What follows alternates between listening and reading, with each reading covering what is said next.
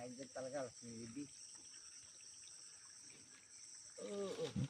Kakainin din lang naman nila yan eh. Naubos na nga nila. Oh. Magapulan yung dalawang kailan lang nila ito. 10 na ito. Kulang talaga 1 kilo diyan. Wala na yung kwan nyo. Pag nag2 buwan na yan. Sabi nila, yung natawan ni Luis ito, umubos daw ng 30 mil pakain. Ay, hindi ako maniwala ako. Yan ay 2 buwan ay, magda2 buwan na, ilan pala yung nakain. Hindi ko nakaka2 bag. Ay magkano isang bag ay 1,040. Oh. Ay nabili ko pa lang 4. Ilang, bali magda2 buwan na. Eh ilan pa yung nasa bahay.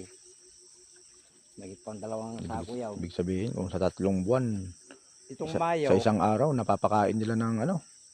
Kaya nagtataka nga ako, sobra naman kagad.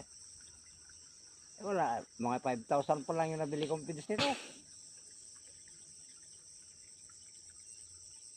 Eh paano hindi nila pinakain ng Primas?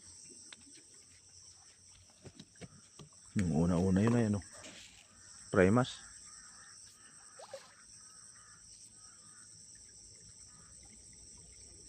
Yung 15 mil, hindi ko maubos dito na pagkain nila.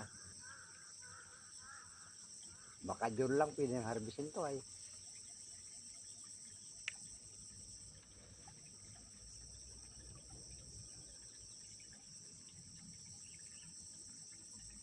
Kaya gusto ko malagyan na yon. Oo, di tapa pag na-harvest ito, susunod yan. Ano yung mga kambing mo na ay? Yung mga kambing mo? Nandun yung 4, nandun yung 3. Wala ko ron. Dami na sana yung kambing, dami nang namatay. Sana. May nalunod, nalaglag dito sa pispan yung isa. Yung isa, sinagsag ng bulugan, patay. May isang nabigti, tapos nung bumagyo, 5 yung namatay.